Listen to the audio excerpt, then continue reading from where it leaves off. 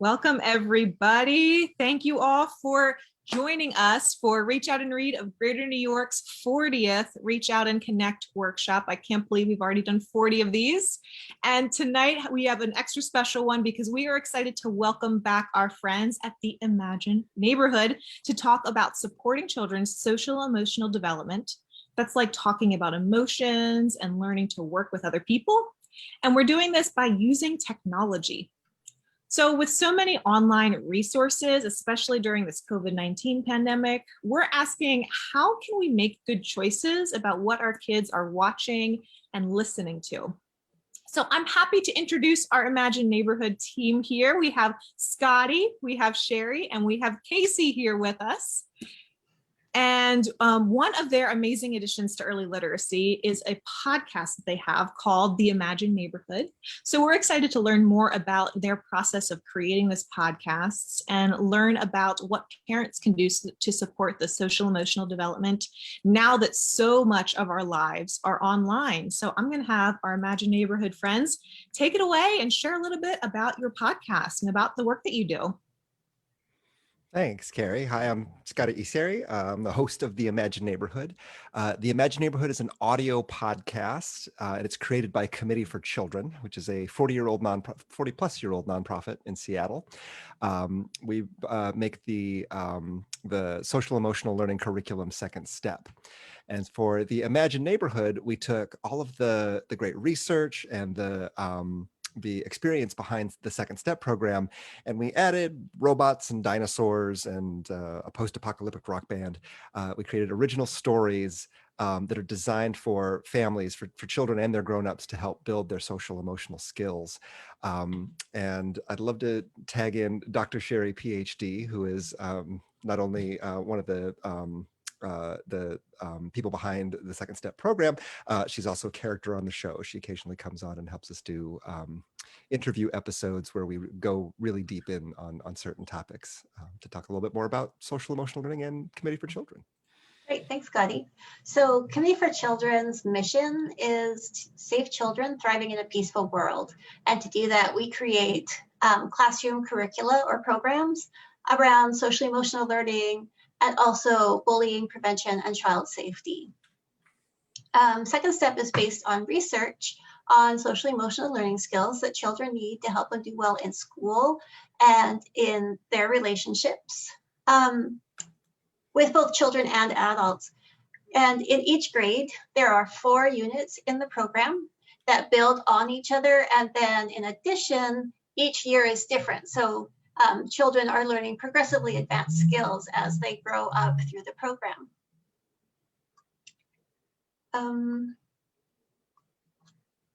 Great. Is there more I want to say there, Scotty? Sorry, I cut out there for a second. Can you say that again?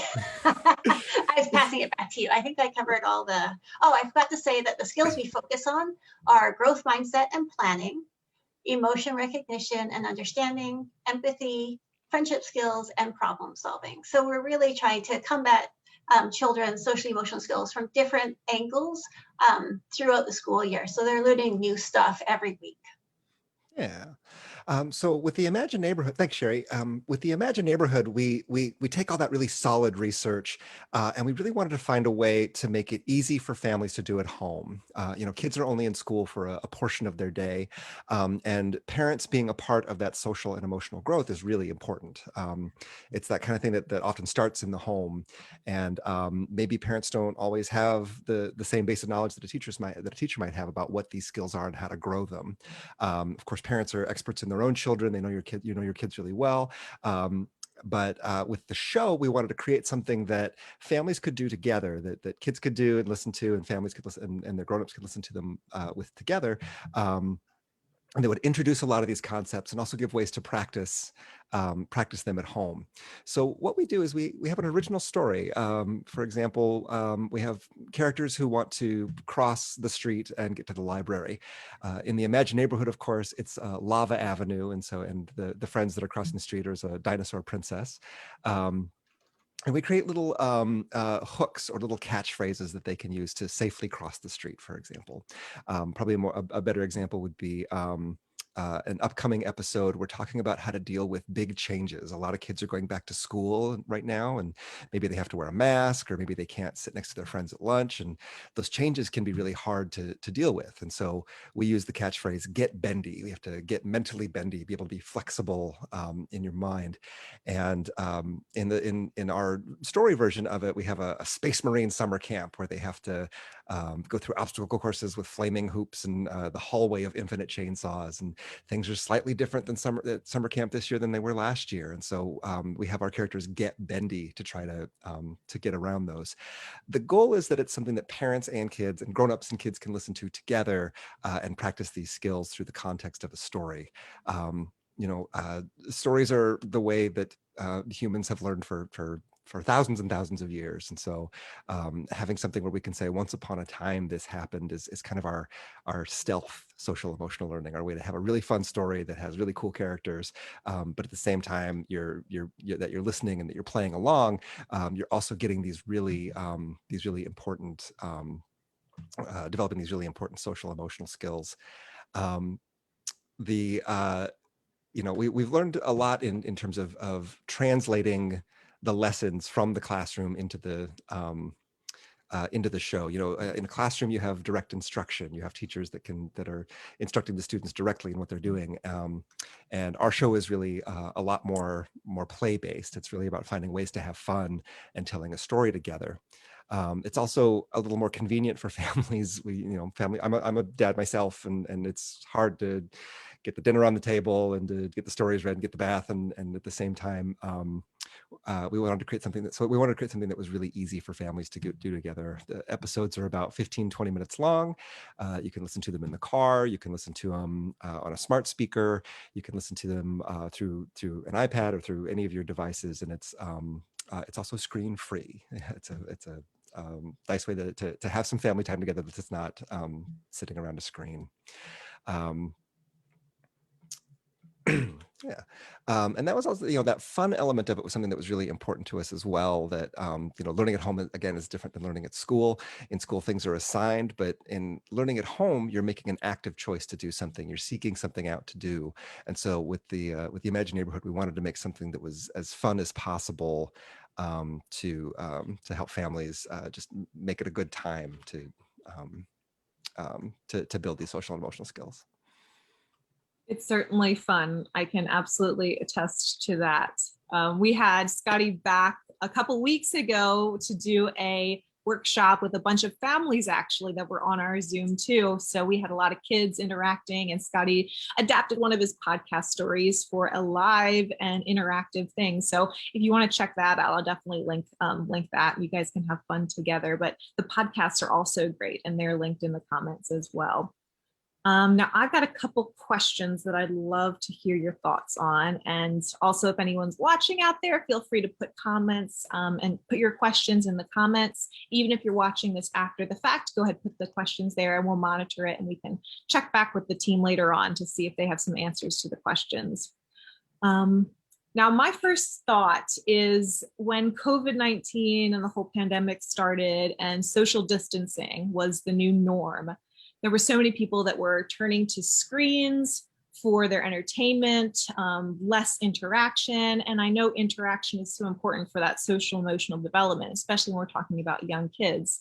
So through this past year and through the research that you guys have done on your podcast, how are kids really learning now how to work with others and how to work through their emotions during this past year with the social distancing measures in place? It can certainly be tricky, and I think a lot of parents are wary of screen time. They think, there's very good reasons for that. And at the same time, if so much of your social action is coming through that screen, if it's through Roblox or through Minecraft or through Zoom, that's been my life for the past year as well. As the social life has been pretty screen mediated.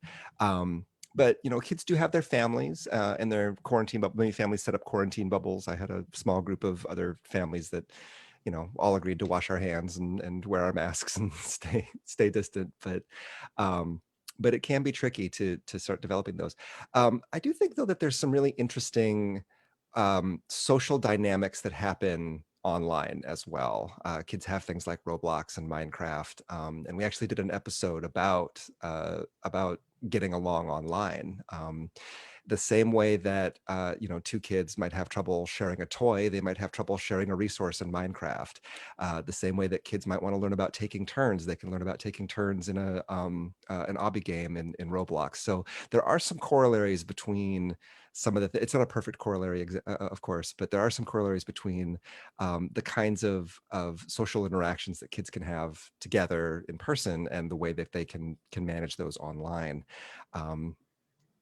I also think a lot of us have had to learn brand new things about, the social rules about online, about interacting with one another online. I don't know, Casey, maybe you can speak to this a little bit. We're doing a program for teens, and we asked them as part of the application, "How are you kind today?" And they had some great responses to that with the way that they interact with their teachers. Yeah, absolutely. I help support the Imagine Neighborhood podcast in a few different ways. And one of them is this really exciting new program that we're launching this summer that's engaging teens from across the country to help us, kind of teach these skills as mentors to the younger generation. And so one of the questions we put into our application for the program was, "How are you kind today?" which is also how Scotty ends every episode. And the kinds of responses we got were so encouraging. People who held open the door for others in the rain, or who gave directions to someone who looked lost. And those are just strangers in their lives. But these teens, after a year of remote learning, were also really perceptive to the needs of their teachers. I try to always keep my camera on in class. I try to always wish my teacher a good day in the chat. And these are things that maybe they didn't have an eye to a year ago, but they've learned kind of how to build in that kindness and that social emotional skill, even in a remote environment. Yeah, Sherry, from a research perspective, I can't imagine there's a lot of research on digital etiquette and social skills during a global health pandemic. So, I'm sure it's coming, but I haven't gotten to read it yet. I will say, though, especially for the age of kids that we focus on, that families are still a really important source of both education and social interaction. And so one thing I really liked about our episode and the feedback we were getting from families is that most parents were listening with their children the first time or two, but then the kids kept listening to it. And the parents were like, "Okay, you listen to that, I'm going to go make dinner." But it was really nice that one of our goals was to make something that kids would like and the grown-ups would like, because you've watched kids stuff where you're like, "Oh, I cannot watch that." So we really want this to be like a family activity that could spur conversation and help them have a shared vocabulary about the different social emotional skills that we teach. yeah, I think we're all really kind of learning how to deal with a lot of the big emotions around the last year. So it's not just kids that are having the big emotion. One of the things I like to say is, like, with social emotional learning, nobody hands a toddler a 10-speed bike and says, "Great, go ride a bike." Nobody hands a 6-year-old a calculus or trigonometry book and says, "Great, now go learn math." And the same is really true with social and emotional skills, is that we're not always, these aren't inherent to us. And as the world changes, like it has in the last year, it's important that we find out new ways to be kind to each other, and new ways that we can support one another and support the growth of kids. And I like to think that we do that with our robots and pirates and dinosaurs. And yeah. I'm loving all this. And I hear that the family unit has become, yes, so much even more important during this past year than before. And I imagine siblings are a huge part of that as well. With your story, Sherry, about kids listening to it while the parents were waiting, I'm sure that's a great time for siblings to then listen to something together like that. So that's great. That's another note that I've picked up on here. It's the importance of sibling interactions. Yeah. Now, one of the other things that you guys mentioned about is cyberbullying, and how that kind of research went into the creation of the podcast and the other materials that you're putting out. And with Reach Out and Read, we work with very, very small children. Usually it's birth to 5 years old. And then we always get, parents with older children and siblings. So I'm thinking about starting early. And as we know now, online, talking with friends online is so much different than in person. And especially now that we're thinking about how cyberbullying affects kids as they grow. So now pivoting to those younger kids, how can we really prepare those young kids to have positive presence when they start their online and media engagement? So I think I would start by having the kids like being there while the child is interacting with other people. So you can give them nudges and direction if their behavior is going a little off the tracks. But it's also a good opportunity to bring it up later and talk about other ways to interact with somebody online. Like I don't have a particular example in mind, but I think this just applies in general. Kids do a lot better if you take the time to explain not what they shouldn't do, but what they should do. So telling them not to yell at somebody is not the same as saying it's important to use your words and tell somebody why they're making you angry. So I think these are important lessons that apply to online interactions, but also just to how kids learn best. They are definitely sponges as well. Your children are watching you. They're watching the interactions that you have, and I have many examples of my son saying things that I have said to other people and been like, oh no, I should have. And so like Sherry was saying, like modeling a lot of that behavior can be really important. Even something as simple as maybe they're doing a video call with grandma and grandpa or family that lives further away. Showing that like being how you be present for those calls, or showing that like you don't just run off and say bye and run away. Like there's things that you do in those contexts that help the person that you're talking to feel heard and paid attention to and cared for, and things that are probably pretty natural to us as grown-ups, like when you're hanging up the phone, you say, okay, I'll talk to you later, goodbye, instead of just hitting the end button. So like having those modeled moments and even talking about them a little bit. It's like, wasn't that nice that we got to talk to grandma and grandpa today? And they surely liked seeing your face instead of your your naked butt wiggling in the background or something that kids might do. Yeah, that modeling can be really important, that as a way for kids to grow. We've talked about that so much on other workshops too, in other contexts, but you're right. Our online presence, how we interact online, how children are seeing parents interact online is such a key to how they will then grow and learn to use that technology themselves. And I think that's so important and so key. I remember one of our families, someone mentioning about how just like they're being on the phone all the time. And then that's what the children like to play with. They play with the phone because they see their parents on their phone all the time. So yeah, certainly that modeling behavior has real important effects on young children. Definitely. And I mean, I also say that with gaming, I mean, I like video games, and my son has played video games with me since he was probably a little too young for it. But that same kind of modeling happens there. If we're playing Mario Kart or something and I beat someone, I'm not going to go, yeah, all those old sports analogies of being a good winner and a good loser as well. Like you can model that for kids as they're watching you game along. They're probably not going to be watching like the Facebook comments that you're making, but that's also a good thing to keep in mind. Yeah, that's great. Well, we have a little bit of extra time, and I've got one more question that I'm going to spring on you, if that's all right. And again, if anyone's watching, feel free to post questions in the comments. I'd love you guys to take us through one of your episodes and talk about what happens and what kind of social emotional skills you created that podcast to really address.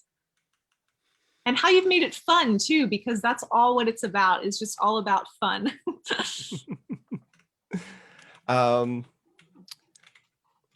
Gosh, I've got one in mind, but Sherry or Casey, if you've got one that seems top of mind to you. We just did a series with the Allstate Foundation on equity. We've really been interested in focusing on issues of race and identity and justice. And so we were very lucky that the Allstate Foundation came in and worked with us to do that. And with it, when it comes to kids and issues of race, of course, they're seeing, they've seen the news in the last year. It's probably a lot of their lived experience, but we wanted to create some stories that were really broad is probably not the right word, but that could reach kids no matter where they were, no matter what their identities were. So we spent a lot of time talking about identity and being proud of your identity and proud of the things that make you who you are. So we've got this great episode called Blizzards and Wizards.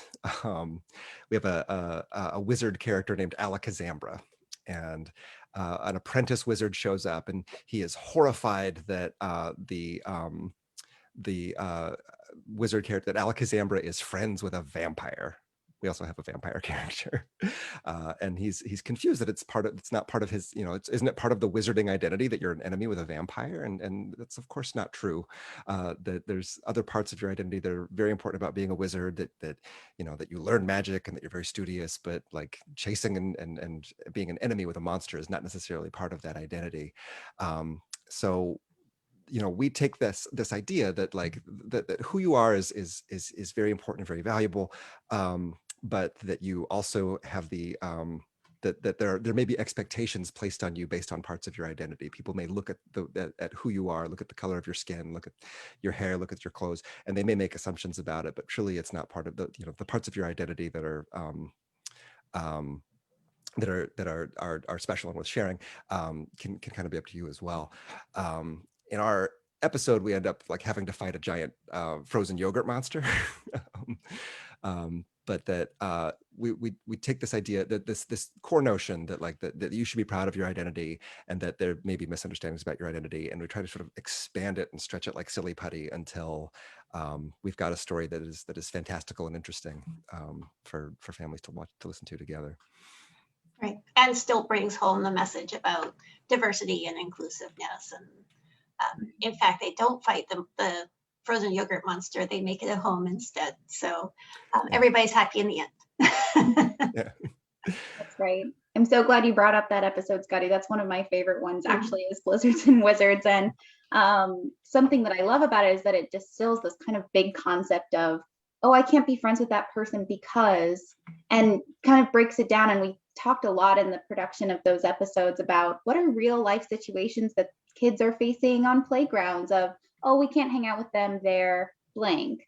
Or we can't invite them to play our game or invite them to our birthday party because, and you need to kind of find ways to dismantle those types of conversations in a really accessible way for our young audience.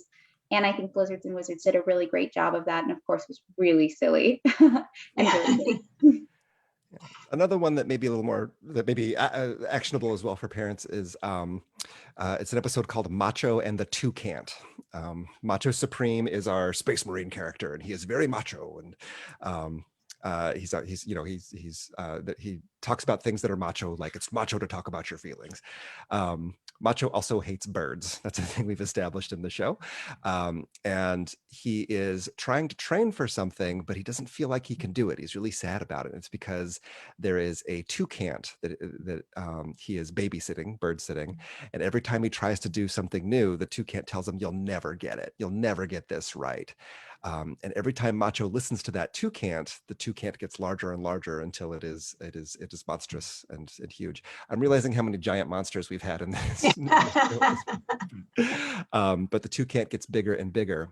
And the way we solve that problem is Macho tries something new, he fails at it, but rather than saying he can't do it, he adds the word yet. I can't do my super space loop-de-loop yet.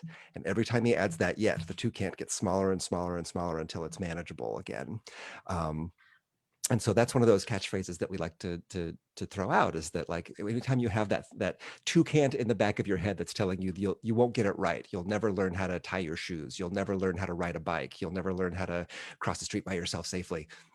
The answer is to say, well, I won't do it. I can't do it, but I can't do it yet. Someday I will. Yeah. That's amazing. And now I can't get the toucan word out of my head. I was really proud of that. We have a great crew of writers that help us make the show, and that was one where we were just like, yeah. Fun. And I go back to what Casey said. It's taking these real big ideas that are real world, very grown up ideas, and really putting them in great context, great stories, and making it fun and easy to understand for young kids. So That's amazing. And for all of our viewers here, I put the Blizzards and Wizards podcast. I linked that in the comments as well. And I need to find the Toucan one, and I'll put that one there as well. I can link as well. For folks who are interested, our website is imagineneighborhood.org. You go to listen now, and you've got all of our episodes. You can listen to them right in a web browser. You don't need you don't need special software or anything for it. Although it's also available if you do listen to podcasts.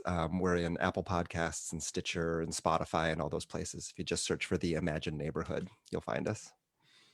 And we've got a cute little logo here. So. Our website also, we do some activities and other things. So we've done worksheets and fun puzzles and things like that under the activities tab. Those, we don't do a lot of those yet, but we're going to be doing more of those this coming year. This is awesome. They can also, one of my favorite things about the show is that families will send in drawings of the characters. It's an audio podcast, so there's no official version of what Macho Supreme or Alakazam look like. And so families will send those in, and we put them on our Infinite Refrigerator, which is our Instagram account. But yeah, seeing the different ways that kids imagine what the characters look like, and they can always send those into us by going to our website. So fun.